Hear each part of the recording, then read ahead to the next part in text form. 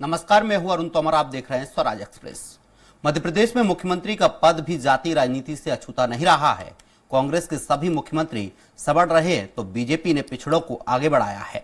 इसके बाद से जाति कितना सियासत में गेम चेंजर होती है, ये किसी से छिपा नहीं है। यही कारण है कि सियासतदार जातियों की गोटियां बैठाने में लगे हुए हैं। आज इसी पर चर्चा के मुद्दे को लेकर चर्चा करेंगे। उससे पहले देख लेते हैं एक रिपोर्ट। देश में जाति की राजनीति कितनी हावी है, इसका अनुमान शिवराज सरकार के हालिया कार्यक्रमों से लगाया जा सकता है। राज्य में अक्सर दोनों प्रमुख पार्टियां बीजेपी और कांग्रेस जातिगत समीकरण पर विशेष फोकस करती रही है, जिसमें शिवराज सरकार काफी अहम है। शिवराज सरकार ने अब से कुछ महीनों पहले अलग अलग जातियों के लोगों के सम्मेलन में भाग लिया था और इसके बाद जातियों को साधने का प्रयास किया था। इसी कड़ी में शिवराज सिंह चौहान ने हाल ही में टीटी नगर स्टेडियम रोड पर स्थित आयोजित कार्यक्रम में स्मारक का भूमि पूजन किया।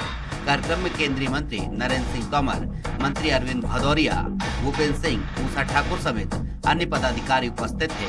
कार्यक्रम में महाराणा प्रताप स्मारक के स्वरूप को लेकर लघु फिल्म भी दिखाई गई। इस अवसर पर मुख्यमंत्री शिवराज सिंह चौहान ने कहा कि हम सभी का मन आनंद, प्रसन्नता और गर्व से भरा हुआ है।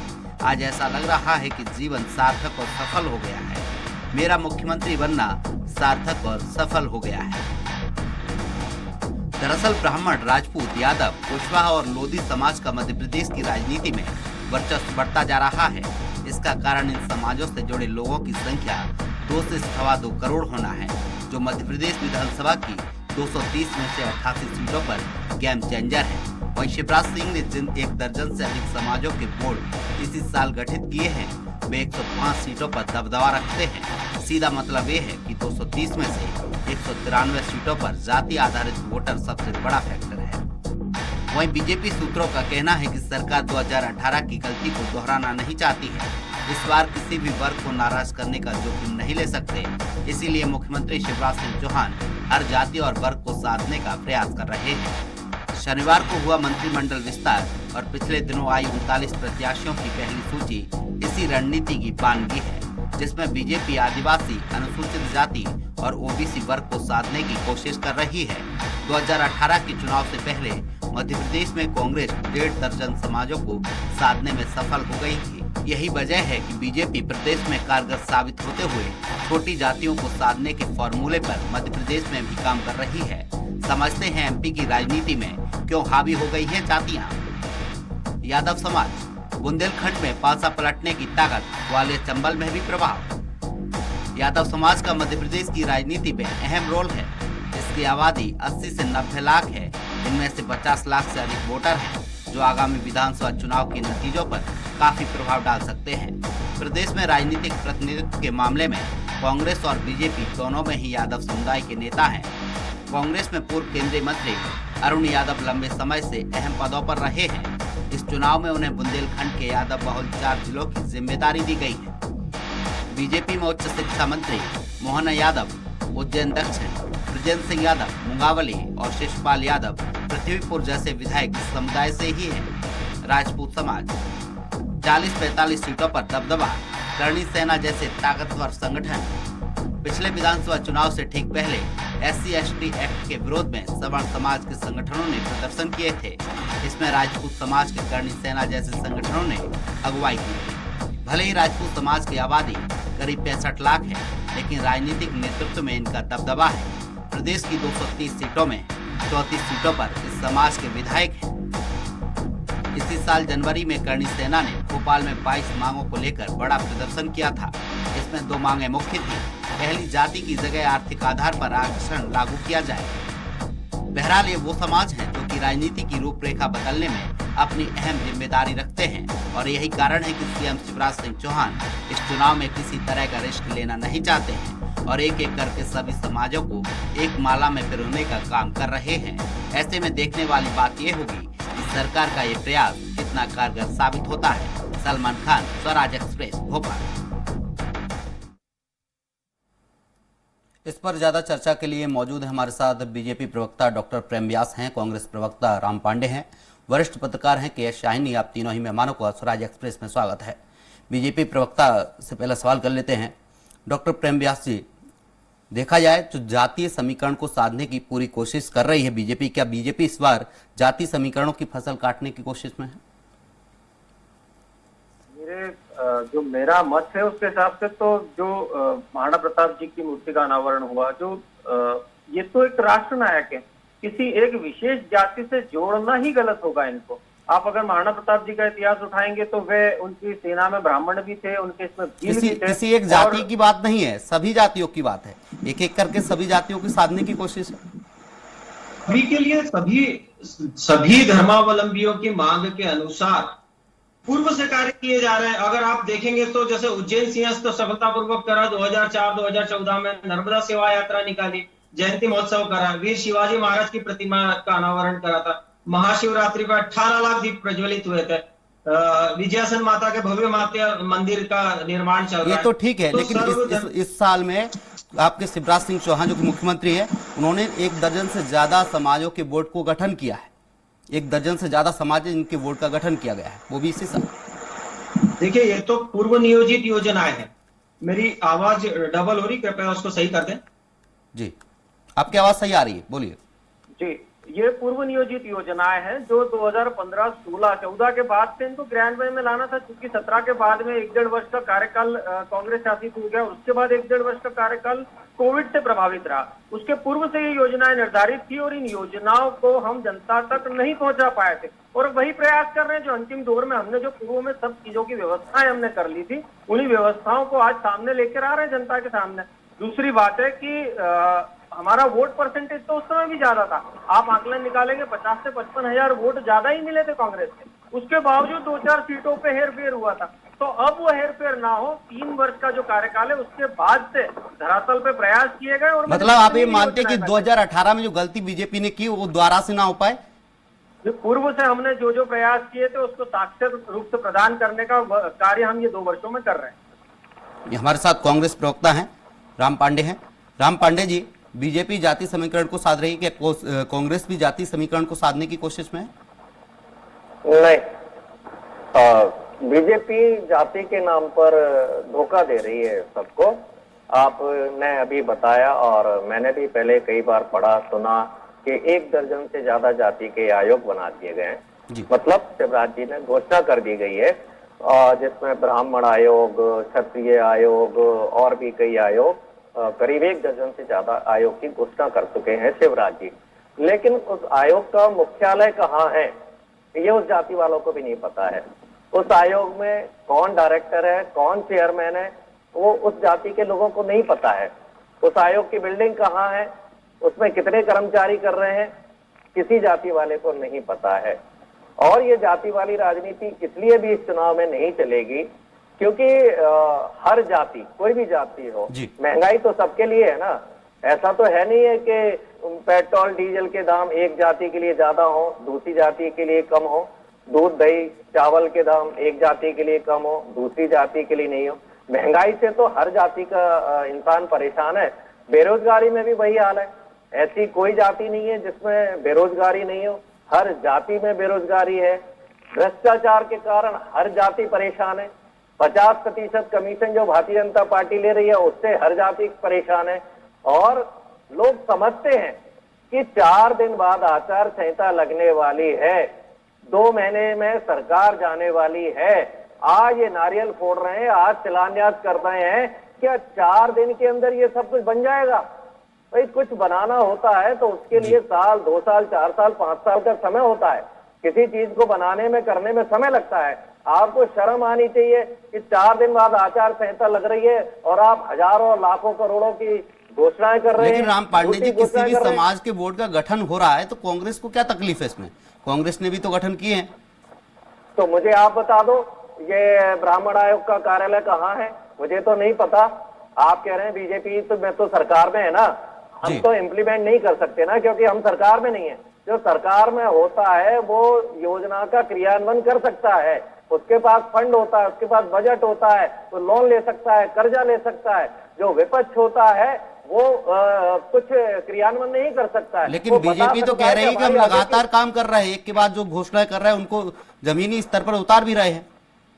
आपकी तो मैं आपसे आपकी भी पूछ रहा हूं सरकार ना, थी उस वक्त जो बताइए, घोषणा थी वो हवा आई थी।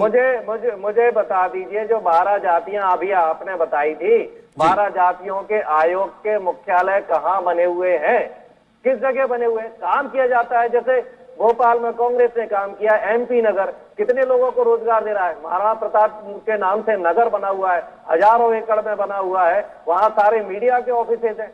जहां इन्होंने ये शिलान्यास किया है, तात्या टोपे नगर, महान क्रांतिकारी थे, पूरा TT नगर, न्यू मार्केट पूरे मध्य प्रदेश में फेमस है, पूरे हिंदुस्तान में फेमस है। तो काम करने के लिए कुछ आपकी इच्छा शक्ति अच्छी होनी चाहिए ना। हमने महान क्रांतिकारियों के नाम पर कुछ किया है। भोपाल की चूंकि चर्चा चल रही है, तो TT नगर, तात्या टोपे नगर और महाराणा प्रताप नगर के नाम से देख लीजिए।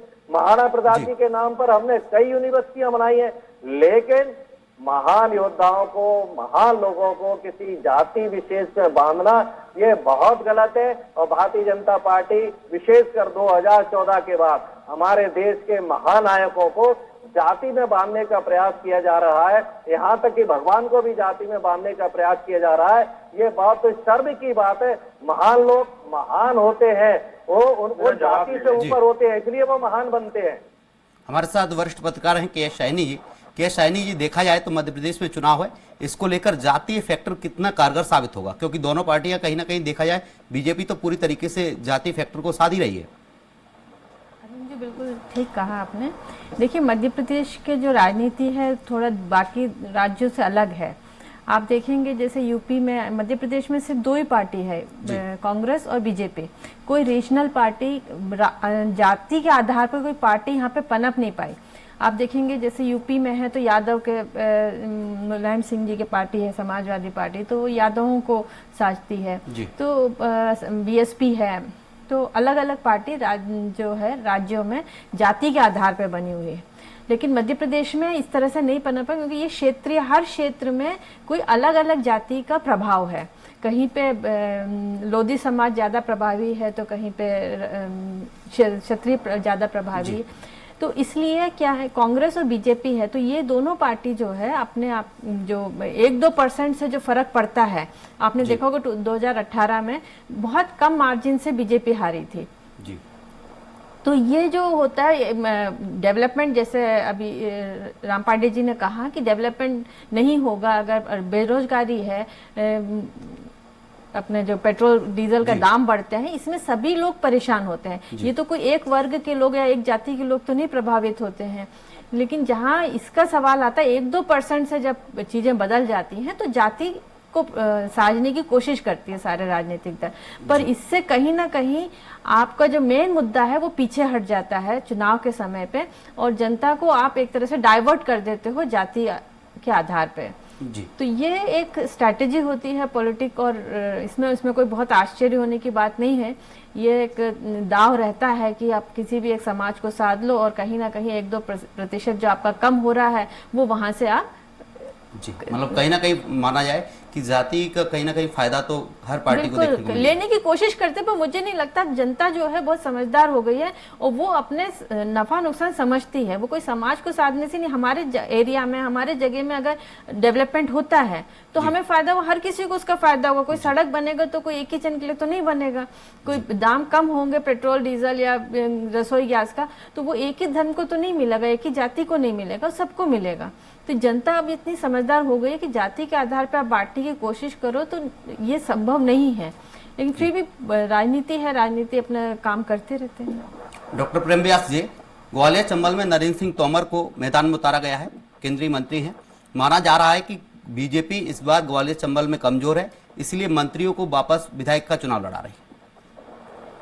देखिए, मैं आपकी दोनों बातों का जवाब दूंगा, क्योंकि राम पांडे जी ने कुछ प्रश्न करे थे, मैं उसका भी जवाब दे दूं, और मेरे को लगता है इसके जवाब आपको सुनना भी चाहिए। जैसे इन्होंने कहा कि जाति व्यवस्था तो संपूर्ण सनातन धर्म हम एक ही मानते हैं, चाहे वो कोई भी हो। वीर शिवाजी महाराज को हम अलग नहीं मानते, हम महाराणा प्रताप जी को अलग नहीं मानते, हम बिरसा मुंडा भगवान को अलग नहीं मानते, हमने रानी कमलावती स्टेशन बनाया, हम उनको अलग नहीं मानते। तो हम तो सबको सर्वधर्म संभाव के साथ लेकर चलते हैं और सभी के इसके लिए सोचते हैं। दूसरा जो इन्होंने कहा जाति व्यवस्था, इन्हीं के अलायंस वहां पर बिहार में जोर शोर से विरोध कर रहे हैं, जातीय मतगणना के आधार पर तो मांग करी जा रही है।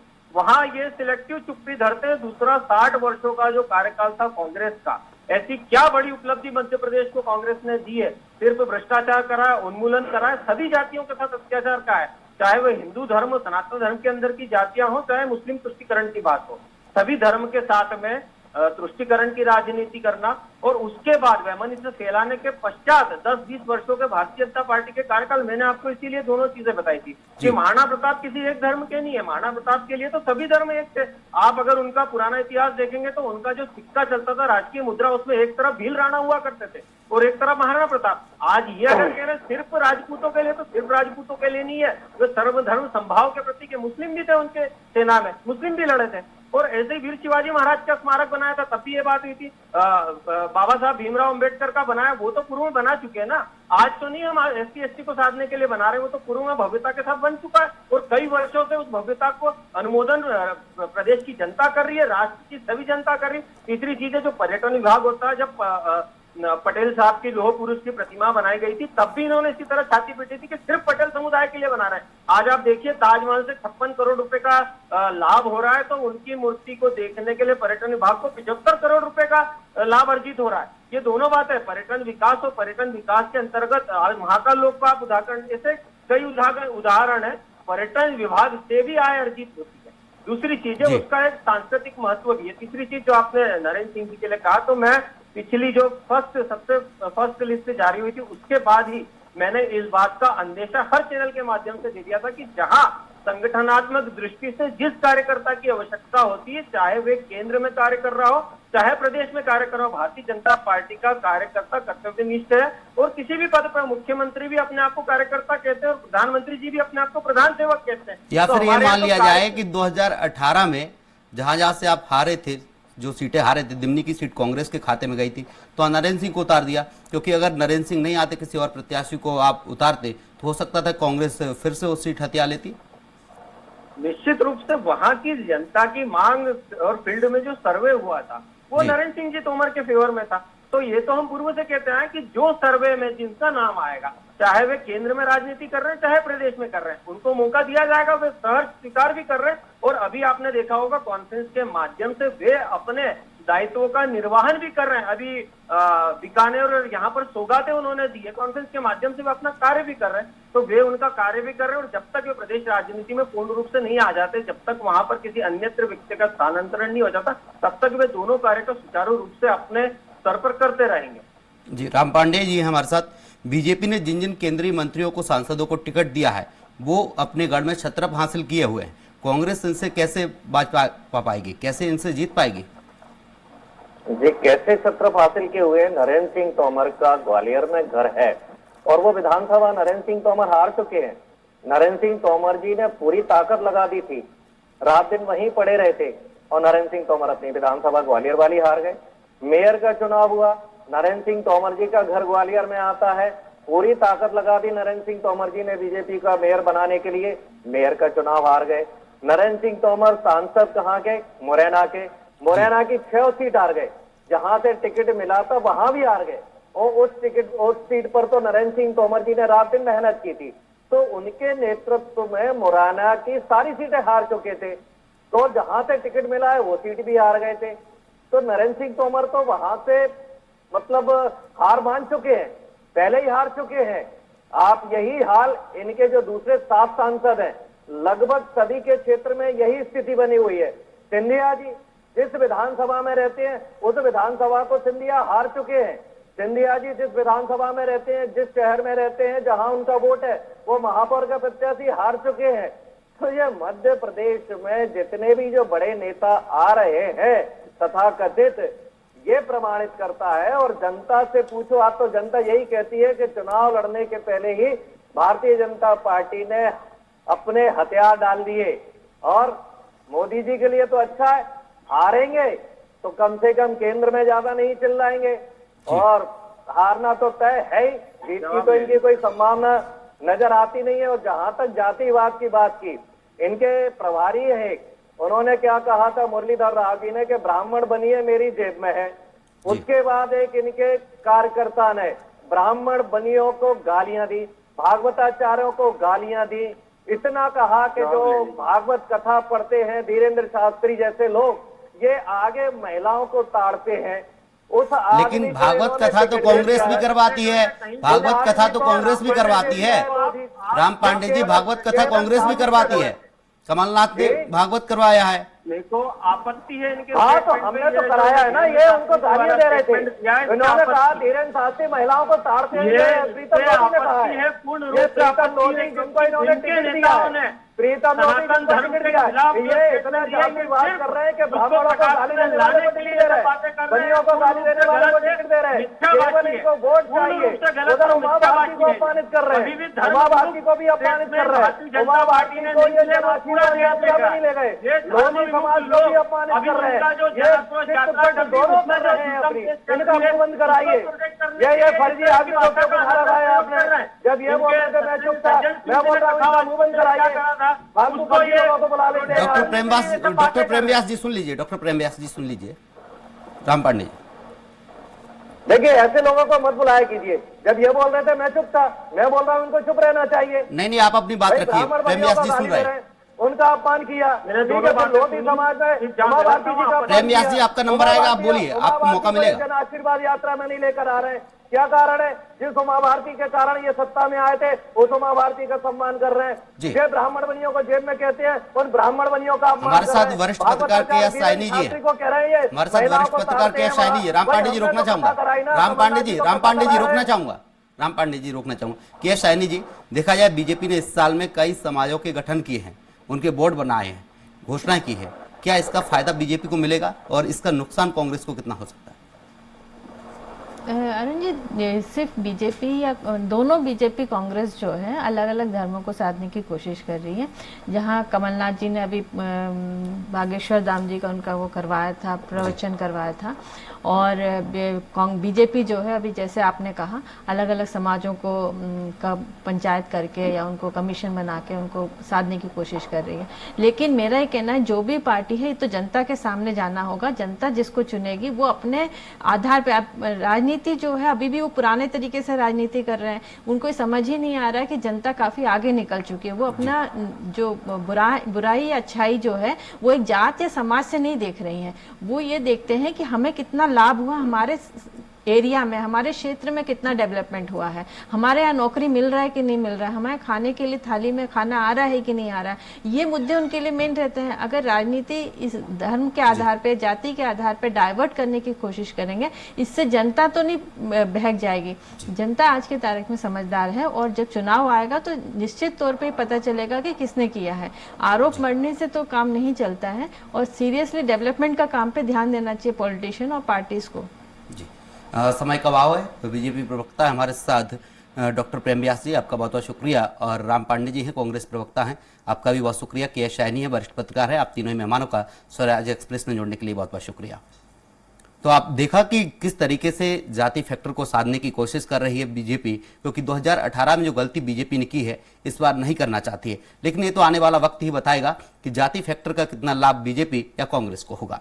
फिलहाल के लिए हमारी बिग डिबेट में इतना ही। आप देखते रहिए स्वराज एक्सप्रेस। नमस्कार।